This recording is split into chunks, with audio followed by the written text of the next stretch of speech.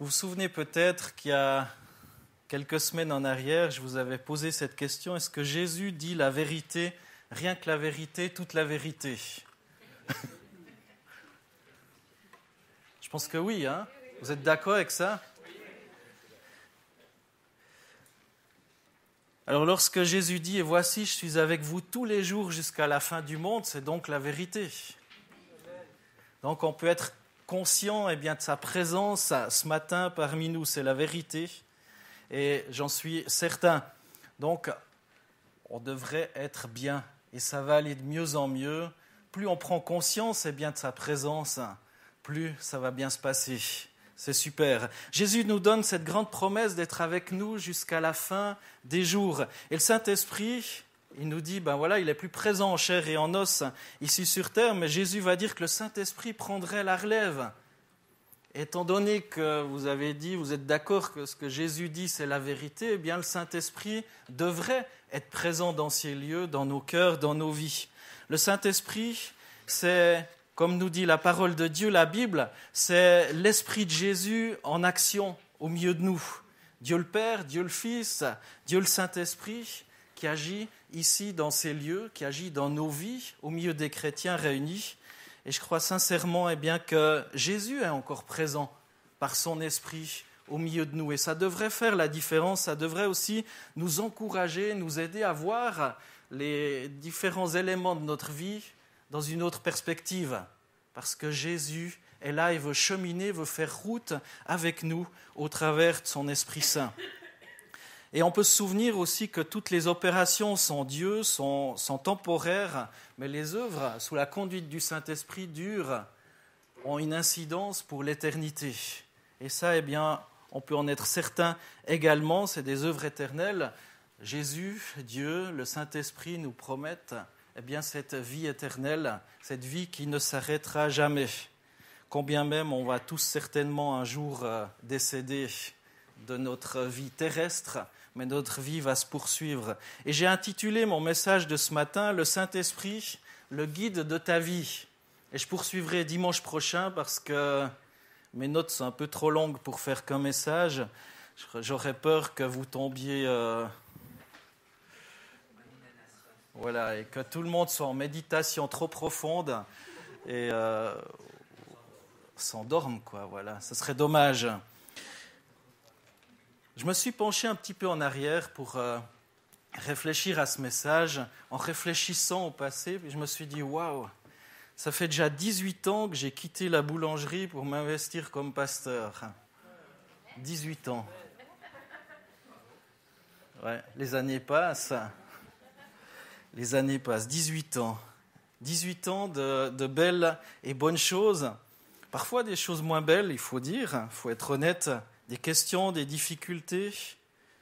Et durant ces 18 années, j'ai souvent pensé à l'Esprit Saint. J'ai parfois envié les disciples en me disant que de voir le Seigneur face à face, ça devrait être tellement bien, tellement plus facile. Je ne sais pas si vous vous êtes dit, en lisant les évangiles, qu'est-ce qu'ils avaient de la chance. Sauf que du temps de Jésus, les premiers disciples ont dû faire face aux religieux de l'époque, aux Romains, qui occupaient tout le territoire d'Israël et bien au-delà. Et il y avait des oppressions de la part des religieux, il y avait de l'oppression de la part de l'empereur romain, du gouverneur qui était mandaté à cette époque-là pour régner sur cette région-là. Et ça ne devait pas être bien facile pour ceux qui ont un petit peu regardé l'histoire, étudié. Donc finalement, on n'est pas si mal ici. D'où la raison aussi que je voulais vous montrer ce film sur l'Église persécutée, notamment en Algérie, où il y a des témoignages poignants dans cette vidéo qui nous montrent que pas si loin d'ici, très proche de nous, quelques heures d'avion, c'est l'Algérie, je ne sais pas, tu fais quoi, 2-3 heures d'avion, pas très loin. Tu es en Algérie et tout à coup là, des gens vont devoir se cacher pour vivre leur foi. Il y a du chantage, il y a des menaces. Et tout ça, on voyait dans cette vidéo aussi. Et les gens ont dit, mais on va continuer. tant que le Seigneur nous prête vie, on va continuer d'aller de l'avant, continuer d'annoncer l'Évangile, continuer de se réunir ensemble dans l'Église et de célébrer un culte à l'Éternel. Et ça m'interpelle aussi, et je suis sûr, eh bien, si une fois on a l'occasion de la voir, que ça nous interpellera aussi. C'est vrai que maintenant, comme je l'ai dit, on a le Saint-Esprit et durant des siècles, après les premières églises, après le 1er siècle, jusqu'au 16-17e siècle, les gens pensaient que le Saint-Esprit était qu'une sorte d'ambiance qui planait dans les églises. L'Église s'est tellement cléricalisée entre le 1er siècle après Jésus-Christ. Pourtant, il y avait eu une effusion du Saint-Esprit, quelque chose de magnifique. Ça s'était tellement structuré au fil des âges que pas grand-chose bougeait. Pas grand-chose bougeait. Et c'est que dans les années 1700, 1800, 1900 que plusieurs réveils se sont manifestés et que le Saint-Esprit a agi comme rarement auparavant. Après la Réforme du XVIe siècle, d'ailleurs on est dans l'année des 500 ans de la Réforme, et il y a différentes fêtes qui sont organisées entre les protestants réformés, les évangéliques aussi. On est dans ces 500 ans de la Réforme du XVIe siècle, où est né le protestantisme. Il y a un vent nouveau qui a soufflé aussi un peu plus tard dans les pays anglo-saxons, notamment au XVIIe, XVIIIe siècle. Tous ces pays étaient frappés par une misère terrible, engendrée par l'exode rural, des conditions de travail extrêmes, une industrie minière qui entraînait une grande pauvreté, des maladies, énormément d'alcoolisme. Et là, dans cette misère, eh bien, il y a des hommes, des femmes, des pasteurs qui se sont réunis et qui ont vraiment imploré le Seigneur, qui était comme la seule espérance à tout ce cataclysme qui frappait la société. Énormément de personnes étaient dans l'alcoolisme, c'était tellement difficile, les gens n'avaient pas du tout envie de Dieu. L'Église s'était refroidie, les gens n'avaient plus tellement d'espérance. Et il faut dire aussi que l'Angleterre de la fin du XVIIe siècle et du commencement du XVIIIe siècle était en pleine décadence. L'aristocratie se vautrait dans l'immoralité et les pauvres dans l'ivrognerie. Un beau programme qu'il y avait. Et Voltaire, qui a visité les îles britanniques de 1726 à 1728, qui n'est pas connu pour être un fervent de la foi chrétienne, il a annoncé la fin imminente du christianisme dans cette contrée. C'était sans compter sur le Seigneur et l'action du Saint-Esprit. Et il a écrit ceci: « On est si tiède à présent sur tout cela qu'il n'y a plus guère d'avenir ici pour une religion nouvelle et renouvelée. » Je crois que ça l'arrangeait bien, un petit peu. Et il s'est dit, ben voilà, le christianisme, la religion, on va l'enterrer, c'en est fini, les gens vivent leur propre vie. Les pasteurs, souvent même dans cette période, dans leur église qui était quasi vide, se contentaient d'y lire quelques textes sur la morale. Il y avait quelques serviteurs de Dieu attachés à l'Évangile qui annonçaient ce message seul libérateur en Jésus-Christ. Et je crois qu'ils ont été entendus dans leur sincérité et ils ont été profondément visités eux-mêmes, eh bien, touchés par l'expérience du Saint-Esprit. Des milliers de personnes ont été touchées par le Saint-Esprit ensuite et ont donné leur vie à Jésus. Voltaire s'était trompé. D'autres réveils se sont succédés. Le réveil qui commença en 1792 a duré une trentaine d'années, jusqu'à peu près début 1820, mais a été suivi très vite par un autre réveil encore en 1830 qui a duré 12 ans avant de connaître un nouveau déclin. Celui-là a frappé essentiellement les États-Unis et on connaît peut-être le nom de Finney. Et au travers du ministère de Finney, on estime qu'il y a à peu près 500 000 personnes qui ont rejoint, qui ont donné leur vie à Jésus-Christ. Des gens couraient à la foi. Et j'ai même lu qu'il y a même des gens qui arrêtaient tout pour servir le Seigneur, qui tombaient à genoux devant devant la présence de Dieu, qui avaient conscience de la sainteté du Seigneur, qui quittaient toute leur vie sociale décadente. Énormément de personnes ont quitté l'alcoolisme, ont été sauvées au travers de cela. Et ensuite, les gens se sont de nouveau entiédis, ont quitté, ça allait peut-être un peu mieux, se sont réendormis dans un espèce de ronron spirituel peut-être. La vie allait mieux, donc on avait un petit peu moins besoin de Dieu. Il y a un quatrième grand réveil dans l'histoire du christianisme, certainement le plus grand aussi, qui est venu. Et celui-ci, il ne s'est pas contenté soit aux États-Unis ou en Angleterre, mais il est venu un peu plus loin. Il a frappé tous les continents.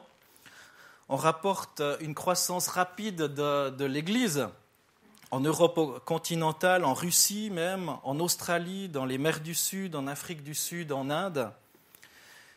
Et là, il y a peut-être des noms qui vous sont familiers. On a tous entendu parler peut-être d'Hudson Taylor, qui a initié la mission pour la Chine intérieure, qui a vécu de 1832 à 1905, ou David Livingstone, qui s'est plutôt concentré sur l'Afrique.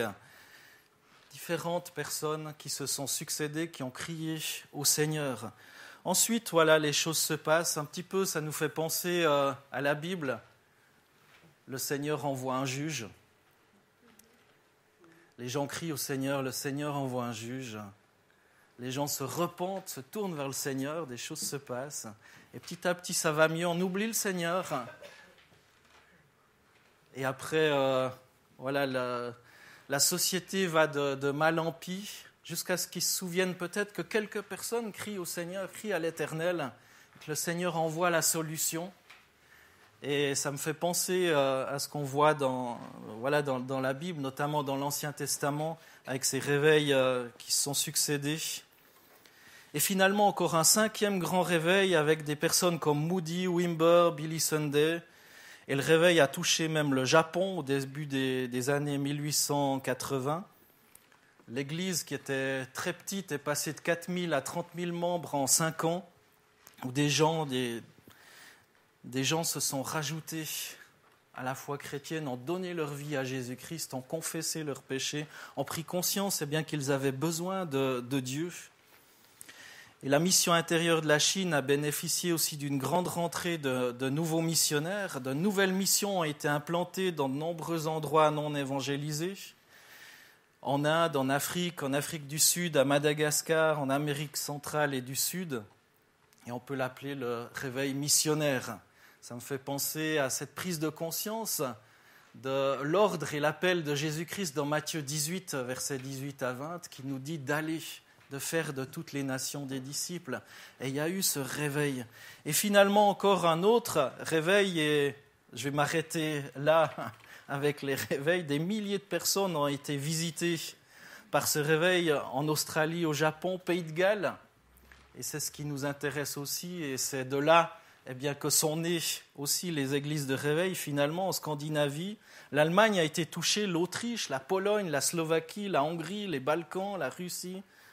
Et en 1906, le mouvement de Pentecôte moderne est né dans la rue de Azusa à Los Angeles, après différentes successions de réveils locaux tout au long de l'année 1905. Et il y a eu un énorme réveil dans le Pays de Galles, où des gens touchés par le Saint-Esprit donnaient toute leur vie, toute leur attention au Seigneur, étaient vraiment visités. Presque aucun pays du monde a été exclu des effets de cet incroyable réveil. Pratiquement toutes les nations sur les 5 continents ont reçu cette nouvelle puissance qui est venue du ciel. Des centaines de milliers de personnes sont venues au Seigneur. Et ce réveil spirituel, comme je l'ai dit, s'est répandu ensuite en Suisse, en France, en Allemagne. Et vous me direz, c'est quoi un réveil ? On entend, il y a des chants qui disent « envoie ton réveil ». On aspire au... C'est quoi un réveil ? Un réveil, on pourrait le traduire ainsi, c'est le moment où Dieu se révèle dans une sainteté terrifiante et une puissance irrésistible. Dieu révèle et réveille la conscience par rapport à sa sainteté. On prend conscience bien que tout à coup de l'état de notre cœur, l'état de nos pensées, et les gens face à cette sainteté de Dieu, bien sont percutés, impactés, vont se repentir, vont changer de comportement. Comme j'ai dit, des pays qui étaient tellement touchés par l'alcoolisme, la décadence, tout à coup il y a des centaines d'échoppes, de bistrots, de bars qui ont fait faillite. C'était peut-être dramatique pour certains. J'imagine que le Seigneur les a aussi touchés, qu'ils ont trouvé un autre mode pour subsister. Des gens qui ont été délivrés de leur décadence. Il s'agit du moment où Dieu visite le monde, les hommes en leur communiquant une vision toute fraîche de qui il est. Ce n'est pas une religion, et tout à coup il y a comme une relation, quelque chose de vécu. Ils sont impactés dans leur âme et conscience. Il y a quelque chose qui leur touche. L'âme, la conscience, ils prennent conscience que Dieu existe. Ce n'est pas juste du blabla. Peut-être pour vous, ce que je vous raconte ce matin, c'est du blabla, en disant, voilà, je ne le sens pas. Et je vous encourage vraiment à dire si c'est du blabla, mais pourquoi c'est du blabla ? Pourquoi c'est du blabla ? Est-ce que Dieu est capable de toucher votre conscience ? Ce n'est pas juste, ce matin le pasteur a bien parlé, ce matin il a mal parlé, ce matin il a dit quelque chose qui m'était agréable, ou ce matin il a dit quelque chose qui m'était désagréable. Ce n'est pas ça. Mais est-ce que l'Esprit de Dieu est encore capable de toucher notre conscience aujourd'hui ? De toucher notre conscience par rapport à qui il est, par rapport à son esprit, par rapport à ce qu'il veut faire aujourd'hui. Et on pourrait dire, c'est super, de nouveau, comme je l'ai dit tout à l'heure, dans la période où Jésus était là, c'était super, malheureusement pour moi, je ne suis pas avec Jésus. Ces réveils, ça devait être merveilleux. Pendant 30 ans, un réveil, tout le monde qui parle de Dieu, qui donne son cœur à Jésus. Tu témoignes, les gens, ils prennent conscience bien, de qui est Dieu. Ça devait être super. Puis aujourd'hui, malheureusement, on n'est pas né dans la bonne époque. Est-ce que Dieu peut encore toucher le cœur et la conscience des hommes et des femmes qui nous entourent, mais surtout de notre cœur, de notre conscience? Est-ce que notre cœur est aussi atteignable par l'amour de Dieu, par l'action du Saint-Esprit?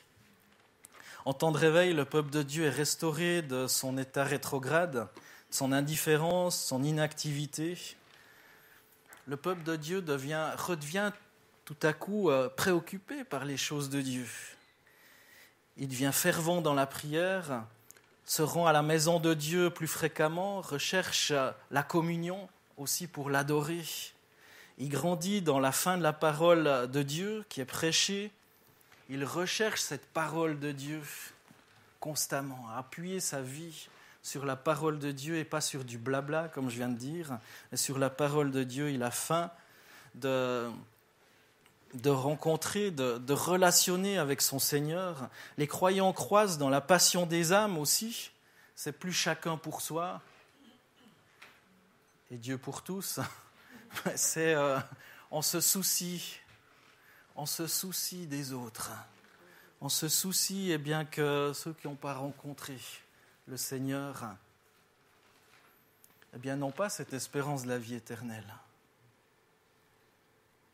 On est prêt tout à coup à retrousser nos chemises pour mener ce combat spirituel face aux perdus. Beaucoup sont effondrés aussi dans la conviction de péché, de justice et de jugement, se rendent compte que sans Dieu, ils sont perdus. Sans Dieu, on est perdus. D'autres, lorsqu'ils étaient touchés par ces réveils, criaient en vue de la miséricorde, « Seigneur, fais-moi grâce, fais-moi grâce ». D'autres étaient remplis de l'Esprit Saint. Ils imploraient même le Seigneur d'enlever sa main de dessus eux. Ça me fait penser à Pierre lorsque tout à coup il y a eu cette pêche miraculeuse, Jésus étant ressuscité et voilà, enfin, ils ne le savaient pas encore, ils ne l'avaient pas encore rencontré, ils étaient partis à la pêche, ils pensaient que Jésus était mort, qu'il avait disparu, qu'il avait été crucifié, mais Jésus était ressuscité et tout à coup Jésus se présente à eux et il y a eu de nouveau une pêche miraculeuse et Pierre a pris conscience de son impureté. Il a dit « Éloigne-toi de moi ». Éloigne-toi de moi, ils ont pris conscience Pierre avait pris conscience qu'il avait renié son Seigneur aussi.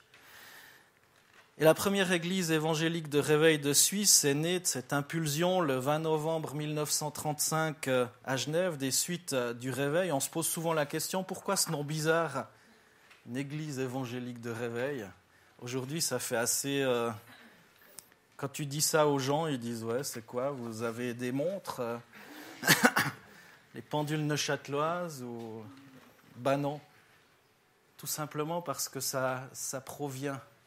C'était issu de ce réveil qu'il y avait eu au Pays de Galles, qui était venu plus tard en Suisse, en Europe. Différentes personnes avaient été touchées.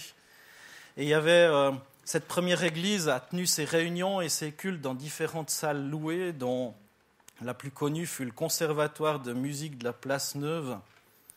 C'est juste assez incroyable, penser qu'on rendait un culte dans ces endroits. Je ne sais pas si ça sera encore possible. L'église avait un rayonnement considérable. Son fondateur, Adolf Hunziker, a repris le message de George Jeffreys. C'est l'évangile aux 4 angles qui est simplement affiché au fond de notre église, qui souligne le ministère de Jésus. Jésus sauve l'homme de la séparation d'avec Dieu entraînée par la chute. Jésus guérit encore aujourd'hui. Jésus baptise de son esprit promis et reçu par les disciples après sa résurrection, et surtout, il revient afin que là où il est Jésus, ses disciples y soient aussi, et qu'un jour on y soit aussi. Et c'est de là qu'est issu ce nom qui aujourd'hui ne veut plus dire grand-chose. Peut-être un peu plus pour vous ce matin, maintenant. Voilà, puis je me suis dit, et puis pour moi maintenant, 1935, j'ai dit, ça fait quelques années déjà, hein. Ça date 81 ans si je compte juste, ou quelque chose dans le genre. Pourquoi je vous raconte tout ça? Je crois que le Saint-Esprit veut être en action encore aujourd'hui sur terre. Dans Actes 1, verset 5, Jésus a dit « Car Jean a baptisé d'eau, mais vous, dans peu de jours, vous serez baptisés du Saint-Esprit. » Et les disciples l'ont cru. Ils ont attendu cette promesse. Ils se sont dit, ça va faire la différence. Et lorsque le Saint-Esprit agit, des choses se passent. Une direction dans nos vies est donnée. Le Saint-Esprit, c'est cette puissance de la Pentecôte. Le Saint-Esprit, c'est celui qui a permis le début, le commencement de l'Église chrétienne. Relisez les Actes des Apôtres, par exemple. Ça s'est passé en l'an 33 après Jésus-Christ, durant la fête annuelle des Juifs, qu'on appelle le jour de la Pentecôte, 50 jours après la crucifixion du Christ. Et ce matin-là, l'Esprit de Dieu est venu avec fracas sur terre. L'Esprit de Dieu est descendu avec fracas sur terre, non pas simplement comme une influence, mais comme la présence de Dieu manifestée sur terre depuis toujours et pour toujours, comme ça n'a jamais été le cas. Ce n'était pas juste une brise légère, mais une tornade, un vent violent, nous dit la parole de Dieu. Et le Saint-Esprit Jésus a annoncé l'arrivée du Saint-Esprit par déjà ce premier miracle, 120 disciples qui se sont mis à parler dans d'autres langues. Certains qui les entendaient disaient « ils sont fous, ils sont ivres ». Et non, c'était le Saint-Esprit qui se manifestait pour la première fois de cette manière-là sur terre. Et cette intervention bruyante a engendré la première église chrétienne, la première assemblée chrétienne. Et ce jour-là, les disciples ont été enhardis, ont mis leur timidité de côté et ils ont défié le monde. Quand bien même ils étaient persécutés, quand bien même les Romains venaient pour les arrêter, ils continuaient d'annoncer l'Évangile. Même si ça dérangeait, ils continuaient d'annoncer l'Évangile. Et c'est ça déjà le premier réveil qu'il y a eu de toute l'humanité. C'est quand le Saint-Esprit est descendu sur terre. Et aujourd'hui, on est au bénéfice de ce Saint-Esprit. Et durant plusieurs milliers d'années, qu'importe où on porte nos regards, l'être humain a toujours vécu retranché derrière ses superstitions, ses traditions. Et là, en l'an 33 après Jésus-Christ, ces personnes, dans un lieu obscur de la terre, se sont mis à défier les puissances des ténèbres, à défier l'empereur, à défier les religieux de l'époque. et annoncer ce Dieu vivant et vrai, qui veut être vivant et vrai pour nous aujourd'hui et dans notre société encore. C'était cette nouvelle source de vie promise par Jésus-Christ, le Saint-Esprit vous sera donné. Il est ressuscité, il est monté vers Dieu et il a envoyé la preuve, la présence de Dieu, de sa présence, la présence de Christ par le don du Saint-Esprit, par le don de l'Esprit. Assis à la droite du Père sur le trône éternel, il donne au monde cette preuve physique. Et ils ont expérimenté ce que jamais personne encore avait vécu de cette manière-là. Et malgré cette expérience juste incroyable, petit à petit, eh bien, ça s'est éteint. Une centaine d'années après, les gens ont commencé à mettre de côté, eh bien, le Saint-Esprit, en d'autres termes, la présence de Dieu. À la place de vivre cette relation permanente qui permettait eh bien, la croissance de l'Église quotidienne, relisez les Actes des Apôtres, eh bien, petit à petit, de cette relation est né plus quelque chose d'intellectuel, peut-être une religion. Ils ont perdu cette ferveur, ils ont perdu cet enthousiasme, ils ont perdu, eh bien, oui, ils servaient toujours Dieu, mais différentes traditions se sont rajoutées. Et petit à petit, eh bien, cette expérience merveilleuse vécue par les apôtres est devenue justement plus qu'un vague souvenir. Comme je vous ai raconté ce matin, le vague souvenir des différents réveils qu'il y a eu au XVIIe, XVIIIe, XIXe siècle. Un vague souvenir. Et on se dit, ah, c'était super. Réveil du Pays de Galles, ça devait être juste merveilleux. Des personnes changeaient radicalement de comportement. De l'injustice, les gens passaient à la justice. Mais le Saint-Esprit n'est pas venu pour créer un environnement agréable dans l'Église. On ne l'attire pas dans nos cultes en créant une atmosphère propice, ni par silence. Je ne sais pas si c'est le cri du Saint-Esprit, mais...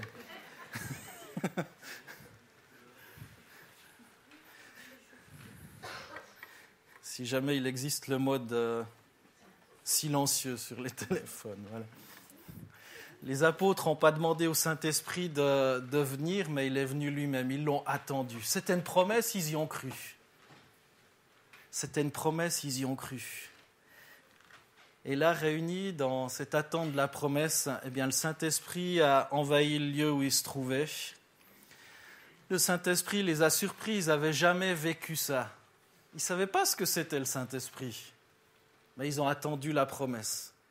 Nous, on peut peut-être savoir, on se souvient des réveils, on a lu les Actes des Apôtres, mais eux, ils ne savaient pas, ils attendaient. Ils se sont dit, Jésus a promis, bon, on va l'attendre. Il a promis qu'il reviendrait, et c'est tombé sur eux de façon inattendue, surprenante, bouleversante. D'Acte 2, c'est dit qu'il y a un acte violent, un souffle violent qui est venu sur eux, et ils ont été saisis par la présence de Dieu.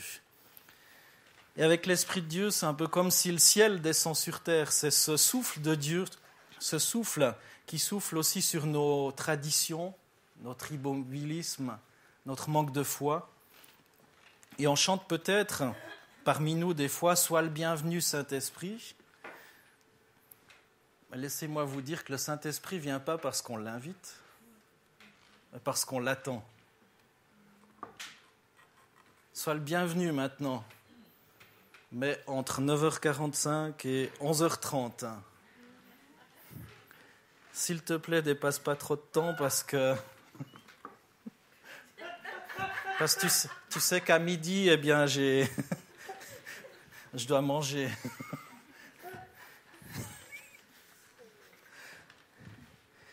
Il ne vient pas à cause de notre invitation, mais parce qu'on l'attend. Il n'est pas un invité ni un étranger qui est invité à passer 1 heure ou 2, comme quelqu'un où on lui dit ouais, tu passes quand tu veux, quoi. T'es le bienvenu, tu sais que chez moi, t'es un peu chez toi, quoi. Mais oublie pas quand même de téléphoner 3 jours avant, quoi. Non, c'est le Seigneur des cieux. Il nous invite dans sa présence. C'est lui qui nous invite dans sa présence. Et puis ça ne va pas vous ruiner en communication téléphonique, parce qu'en fait, vous n'allez jamais le déranger. Il vous attend. Et je crois que dans chaque église, il nous attend. Et on inverse les rôles quand on dit « Sois le bienvenu, Saint-Esprit ». C'est lui qui nous attend, qui attend qu'on vienne dans sa présence, qu'on vienne lui rendre un culte. C'est aussi pour ça qu'on vient au culte. Il attend qu'on vienne lui rendre un culte, qu'on vienne rencontrer d'autres personnes, qu'on vienne aimer d'autres personnes. Et on n'a pas à lui dire « Sois le bienvenu », mais c'est lui qui nous dit « Sois le bienvenu dans ma maison, sois le bienvenu dans ma présence. Sois le bienvenu, j'ai envie de te rencontrer.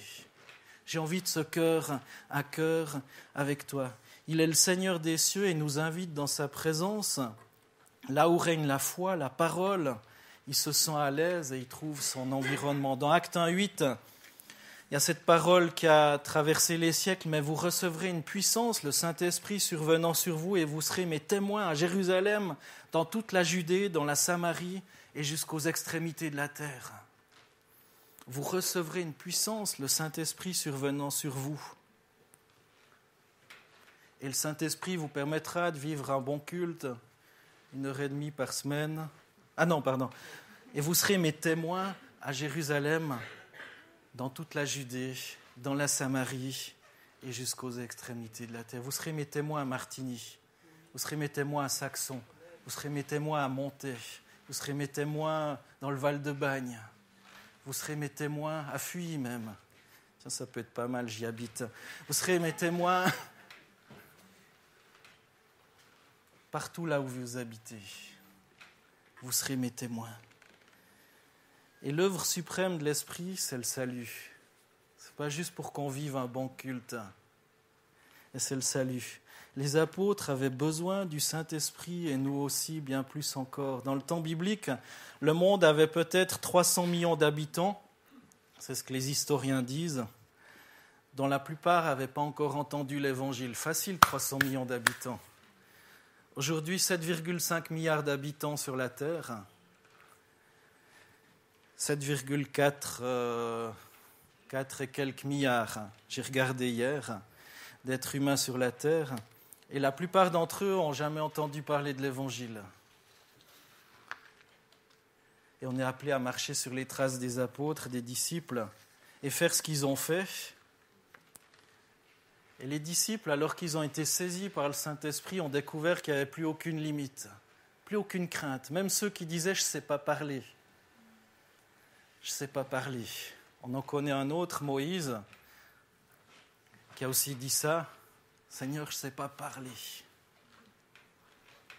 Plus aucune limite. Le Saint-Esprit leur donnait de parler, de s'exprimer intelligiblement, intelligemment et de rendre gloire au Seigneur. Le livre des Actes des Apôtres ne fait pas le portrait du summum de la puissance du Saint-Esprit, mais le livre des Actes décrit seulement ce que les premiers disciples ont accompli avec l'Esprit Saint. Jamais il est dit que c'était l'apogée, le summum de tout. Il n'y a pas de limite. C'est aussi pour ça que Jésus va dire qu'on ferait même des choses plus grandes que lui. Parce qu'il y a plus de personnes à atteindre aujourd'hui que du temps de Jésus. Entre 300 millions et 7,5 milliards, ça fait une petite limite, une petite différence. Et les premiers chrétiens ne sont pas nos modèles. Leur histoire n'est qu'un exemple du potentiel du ministère de l'Esprit Saint. Certains disent on va revenir aux Actes des Apôtres. Je ne suis pas persuadé que ce soit quelque chose d'intelligent. Je dirais on va revenir à ce qui animait les chrétiens du temps des Actes des Apôtres, à chercher la présence de Dieu, à venir dans sa présence, à se réunir dans sa présence, à intercéder. Et leur histoire, c'est qu'un exemple du potentiel du ministère du Saint-Esprit. Ce potentiel qui est ouvert à nous. Et le champ est ouvert. Paul pria dans Éphésiens 1, 18 à 20. Éphésiens 1, 18 à 20, l'apôtre Paul va dire ceci: « Je lui demande d'ouvrir les yeux de votre intelligence. Ainsi, vous pourrez connaître l'espérance qu'il vous a donnée en vous appelant. » Je crois qu'on pourrait faire cette prière encore aujourd'hui. Je lui demande d'ouvrir les yeux de notre intelligence à tous, afin qu'on puisse connaître l'espérance qu'il nous a donnée en nous appelant. Je continue, vous connaîtrez la richesse magnifique des biens qu'il donne à ceux qui lui appartiennent. Est-ce que vous connaissez la richesse magnifique des biens qu'il donne à ceux qui lui appartiennent? Je crois que j'ai besoin d'être renouvelé dans le Saint-Esprit. Combien de fois je me laisse saisir par le découragement? Verset 19, Éphésiens 1, 19, vous connaîtrez la puissance extraordinaire que Dieu a montrée pour nous qui croyons en lui. Waouh! Sa puissance et sa force, vous connaîtrez. En lisant ça, je me suis dit, waouh, il me manque quelque chose encore. Oui, je le connais peut-être intellectuellement, mais vous connaîtrez la puissance extraordinaire que Dieu a montrée pour nous qui croyons en lui. Sa puissance et sa force. Verset 20, Dieu les a montrés dans le Christ quand il l'a réveillé de la mort, en d'autres termes, quand il l'a ressuscité, afin quand il l'a fait, asseoir à sa droite dans les cieux. Ainsi, le Christ est placé au-dessus de toutes les forces et de toutes les puissances qui ont autorité et pouvoir. Il est au-dessus de tout ce qui existe, non seulement dans le monde d'aujourd'hui, mais aussi dans le monde qui vient. Oui, Dieu a mis sous les pieds du Christ. Dieu a tout mis, sous les pieds du Christ. Il a mis le Christ au-dessus de tout et il l'a donné comme tête à l'Église. L'Église est le corps du Christ. En elle, le Christ est totalement présent, lui en qui Dieu habite totalement. Il y a tellement de choses dans ce passage, tellement de choses à apprendre, à se saisir. Vous connaîtrez la puissance extraordinaire que Dieu a montrée pour nous qui croyons. Dieu a tout mis sous les pieds du Christ. Il a mis le Christ au-dessus de tout, au-dessus de nos pensées, au-dessus de nos désirs. Et il l'a donné comme tête à l'Église. Ce n'est pas des hommes qui sont donnés comme tête. Il y a des ministères pour le service, qui sont appelés à collaborer, à travailler ensemble. Mais celui qui a la tête, c'est Christ. C'est Christ. L'Église, c'est le corps de Christ, nous dit Paul. En elle, le Christ est totalement présent. Lui en qui Dieu habite totalement. Et c'est pour ça qu'on est aussi appelé à aimer l'Église, à aimer le corps de Christ. Parce qu'on vient pour y rencontrer Dieu, on vient pour y servir d'autres personnes, on vient pour y manifester notre foi. On vient pour se nourrir, on vient pour nourrir d'autres aussi, pour encourager d'autres par notre présence. L'Église, c'est le corps du Christ, nous dit ce texte. En elle, le Christ est totalement présent. Lui en qui Dieu habite totalement. On ne peut pas se passer aujourd'hui de cette relation. Le Saint-Esprit est venu lorsque des personnes, notamment les disciples, ont attendu ce que le Saint-Esprit promettait. Lorsque le peuple de Dieu s'est endormi, le Saint-Esprit est venu. Aussi lorsque des hommes et des femmes se sont réunis pour dire « il y en a marre, on a envie que ça bouge, que ça change », que le climat spirituel change. Et ils étaient réunis non pas seulement seuls, pour eux, dans leur cuisine, mais Dieu les a rencontrés. Alors qu'ils étaient en train d'attendre et d'intercéder pour la société, notamment en Angleterre, aux États-Unis et ailleurs, en Suisse, pour cette société qui allait de mal en pis. Et finalement, des hommes et des femmes ont reçu un évangile surnaturel avec des effets révolutionnaires. Et c'est là qu'il y a l'annonce de la parole de Dieu avec les signes et les prodiges et les miracles qui accompagnent. Parce que ce n'est plus juste un truc pour se faire du bien ou pour marquer sur Internet « on a vécu tant de miracles aujourd'hui, célébrez-nous s'il vous plaît ». Mais c'est le nom du Seigneur Jésus qui est élevé. Et ça se voyait. Les gens le voyaient d'eux-mêmes. Les gens ne venaient pas dans des rencontres chrétiennes parce que c'était marqué chez nous, il y a eu 25 personnes qui ont été guéries. Ils le venaient parce qu'ils le voyaient. Parce que tout le monde en parlait. Et d'ailleurs, c'est l'exemple que Jésus a donné. Chaque personne qui guérissait, il disait, mais ça m'a toujours frappé. Surtout, va pas le dire. On va le montrer aux prêtres, aux religieux de l'époque. Les chrétiens n'ont jamais été appelés à combattre le monde, la chair et Satan par leur propre force, qu'ils vivent au 1er ou au 21e siècle. Si on part au combat de cette manière-là, on part au casse-pipe. On a besoin du Saint-Esprit.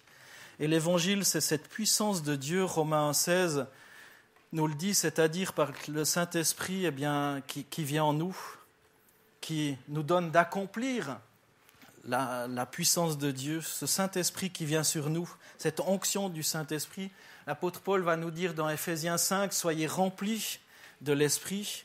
Être conduit par l'Esprit, c'est le modèle du Nouveau Testament. Il est celui qui nous motive et la force qui nous fait avancer.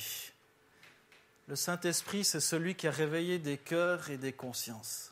Mais est-ce qu'on est prêt, lorsqu'on a chanté peut-être « En voix ton réveil dans ma vie », est-ce qu'on est prêt au bouleversement que ça va provoquer? Est-ce que je suis prêt à être transformé véritablement? Et l'histoire montre que l'Église chrétienne a échoué petit à petit. Il y a eu des réveils successifs, échouent et ne permet pas au potentiel de l'Esprit de se réaliser. L'Esprit a toujours été à l'œuvre. Jamais il se repose. Il n'est pas plus présent du temps des actes des apôtres ou des grands réveils que maintenant. Il a toujours été présent. Et il est autant présent aujourd'hui. Est-ce qu'on a envie d'être dans sa présence? C'est là la question. Est-ce qu'on a envie? Est-ce que vous avez envie d'être dans sa présence? Et je crois que c'est grand temps pour nous de connaître cette personne du Saint-Esprit, comme Jésus l'a décrit. Et je crois que c'est le secret de la puissance. Recevoir le Saint-Esprit ne demande aucun effort ou un dur labeur. Il suffit simplement de le laisser entrer dans nos vies. Est-ce qu'on est prêt à lui faire de la place? À lui faire de la place. Je ne sais pas si ça vous arrive des fois de faire de la place dans votre maison parce que vous avez envie de mettre un autre meuble. C'est actuellement la question que je me pose parce que je dois faire rentrer chez moi quelque chose qui n'a pas la place. Et on réfléchit, on se creuse la tête. Comment est-ce que je vais faire rentrer ce truc dans mon appartement? Est-ce qu'on est prêt à faire de la place au Saint-Esprit, à réfléchir aussi? Qu'est-ce qui encombre tellement notre vie? On ne crée pas sa puissance, on ne le rend pas efficace. On ne gère pas la puissance du Saint-Esprit ni par la prière, ni par la transpiration, ni par l'agonie, ni par le temps, ni par l'effort, ni par les bonnes œuvres, ni par quoi que ce soit d'autre. On ne gère pas la puissance du Saint-Esprit.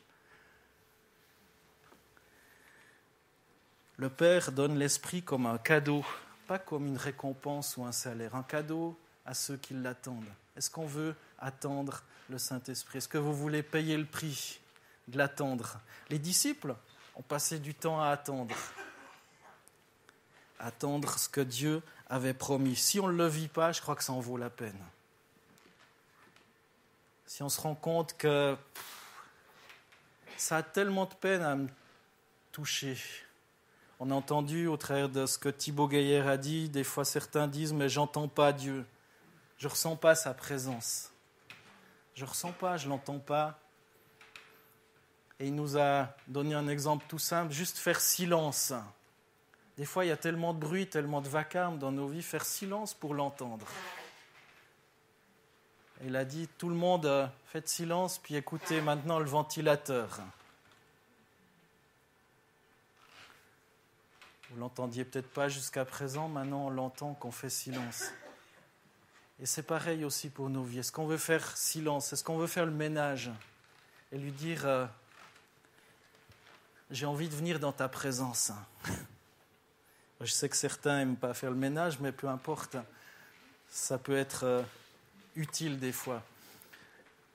Comme Élisée, on est appelé à prendre le manteau d'Élie, et notre Élie, eh bien, c'est Jésus-Christ. Et je vais m'arrêter là, ce matin, et je poursuivrai dimanche prochain.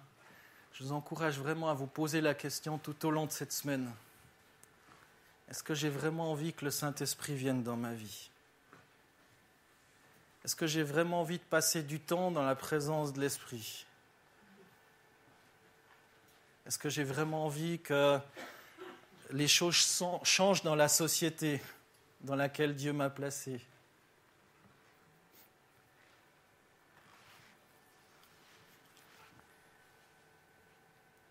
C'est ce qui s'est passé dans les différents réveils du XVIIe, XVIIIe siècle. Des gens se sont rendus compte qu'il n'y a plus personne dans les églises.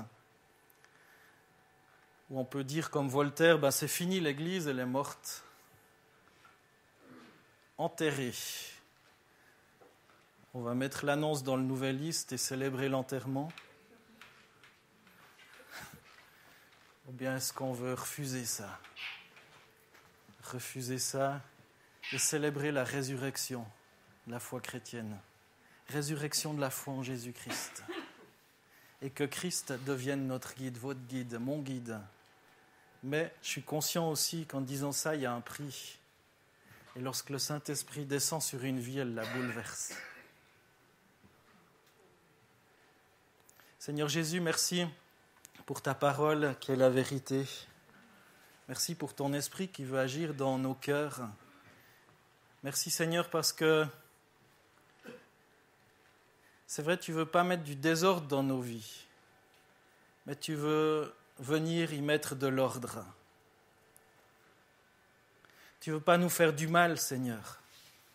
Mais au contraire, Seigneur, tu veux notre bonheur en toi. Seigneur, ce que tu nous rappelles aussi ce matin, eh bien, c'est que tu as envie qu'on vienne dans ta présence. Pas juste qu'on t'invite de temps à autre quand on en a envie, mais que tu sois... Simplement, tu t'attends à ce qu'on soit tout le temps prêt à être dans ta présence, à être connecté avec toi. C'est ce que Paul disait, prier sans cesse, être dans cet état d'esprit où il n'y a pas un moment où tu es plus ou moins présent, mais tu es là, à chaque instant. Qu'on soit au travail ou à l'église, tu es là, tu es présent. C'est toi qui motive chacune de nos décisions, basée sur cette inspiration que l'Esprit met à nos vies. Seigneur, oui, on a soif de ta présence, on a soif de venir dans ta présence. Mais peut-être pas encore assez, Seigneur, augmente notre soif. Afin, Seigneur, que ce pays, ce Valais, Seigneur, soit impacté, bien plus que ce qu'il l'est maintenant, que nos vies, nos familles soient impactées bien plus que ce qu'elles le sont maintenant. En ce moment, merci Seigneur Jésus de venir visiter ton Église, Seigneur. Et merci de nous y accueillir, parce que c'est ton Église dans laquelle tu nous permets de nous réunir. Puis merci pour les centaines de milliers d'autres églises de par le monde. On a entendu parler de l'Église persécutée aussi. Et c'est vrai qu'on a de la peine à se rendre compte, tous ces gens qui, au péril de leur vie, se réunissent malgré tout. Ils pourraient rester confortablement chez eux, mais ils choisissent de se réunir malgré tout, de te célébrer. Eh bien, bénis-les, Seigneur. Fortifie-les. Puis, Seigneur, oui, parfois je me dis, est-ce que j'ai le même zèle qu'eux? Eh bien, donne-moi au minimum le même zèle, mais même plus, Seigneur, pour que je puisse t'aimer suffisamment, pour ne pas tenir compte de tout ce qui m'empêcherait de te servir, Seigneur. Puis Seigneur, merci parce que tu nous aimes tous et tu veux fortifier notre foi. Et Seigneur, merci pour cette invitation que tu dresses à chacun d'entre nous, de venir en toute simplicité dans ta présence. Béni soit ton nom, Seigneur. Amen.